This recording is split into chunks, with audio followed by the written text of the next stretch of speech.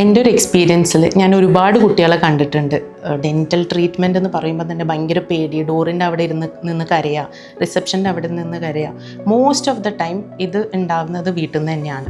Dental treatment അല്ലെങ്കിൽ dentist എന്ന് പറഞ്ഞാൽ പൊതുവെ കുട്ടികൾക്ക് ഭയങ്കര പേടിയാണ്. ഇതിനി നമ്മൾ എങ്ങനെ തരണം ചെയ്യും എന്നുള്ളതിനെ കുറിച്ചാണ് ഞാൻ പറയുന്നത്. ഫ്യൂ ടിപ്സ് പറയുകയാണെങ്കിൽ, ഫസ്റ്റ് ആൻഡ് ഫോർമോസ്റ്റ് വീട്ടിൽ തന്നെ ഒരു പോസിറ്റീവ് ഡെൻറ്റൽ ആറ്റിറ്റ്യൂഡ് കുട്ടിയിൽ ഉണ്ടാക്കുക എന്നുള്ളതാണ്. അതെങ്ങനെ ചെയ്യാൻ പറ്റും? ഒന്ന്, ഡെൻറ്റിസ്റ്റിൻ്റെ അടുത്ത് പോകുന്ന കാർട്ടൂൺസ്, ഷോസ്, ഇതൊക്കെ കുട്ടികൾക്ക് കാണിച്ചു കൊടുക്കാം. രണ്ടാമത്, സ്റ്റോറീസ് മുഖേന കുട്ടികൾക്ക് സ്റ്റോറി ബുക്സ് ഉണ്ട്. ഡെന്റിസ്റ്റിനെ കുറിച്ചുള്ളതും ട്രീറ്റ്മെന്റ് ചെയ്യുന്നതിൻ്റെ ഒക്കെ ബുക്സ് ഉണ്ട്. ഡെന്റൽ ആക്ടിവിറ്റി ബുക്സ് ഉണ്ട്. ഇതൊക്കെ കുട്ടിക്ക് പ്രൊവൈഡ് ചെയ്ത് കൊടുത്ത് ഡെന്റൽ വിസിറ്റിന്റെ ഒരു വീക്ക് മുന്നേ തന്നെ കുട്ടിക്ക് ഒരു പോസിറ്റീവ് ഡെന്റൽ ആറ്റിറ്റ്യൂഡ് ഉണ്ടാക്കുക എന്നുള്ളതാണ്. നേരെ മറിച്ച് ഇഞ്ചക്ഷൻ വെക്കും, അല്ലെങ്കിൽ പല്ല് പറിക്കും, അല്ലെങ്കിൽ ബ്ലഡ് വരും, ഇങ്ങനെയൊന്നും പറഞ്ഞ് കുട്ടികളെ പേടിപ്പിക്കാതിരിക്കുക. രണ്ടാമത്തെ ടിപ്പ് പറയുകയാണെങ്കിൽ, ഒരു പീഡിയാട്രിക് ഡെന്റിസ്റ്റിന്റെ അടുത്ത് തന്നെ കൊണ്ടുപോവുക. കുട്ടികളാണെങ്കിൽ അതാണ് ഏറ്റവും ബെസ്റ്റ്. പീഡിയാട്രിക് ഡെന്റിസ്റ്റിന് കുട്ടികളുടെ സൈക്കോളജി, മൈൽ സ്റ്റോൺ, ഡെവലപ്മെൻറ്റ് ഇതെല്ലാം നന്നായിട്ട് അറിയും.